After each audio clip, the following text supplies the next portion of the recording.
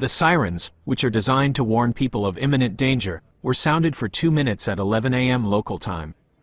The test was conducted by the German Federal Office for Civil Protection and Disaster Assistance, BBK. The BBK said that the test was successful and that the sirens were heard by people in all parts of the country. The sirens are designed to warn people of a variety of hazards, including natural disasters, terrorist attacks, and chemical spills. They are also used to warn people to take shelter during air raid drills. The test was conducted as part of a government effort to ensure that the sirens are working properly. The government is also working to improve the public's awareness of the sirens and how to respond to them.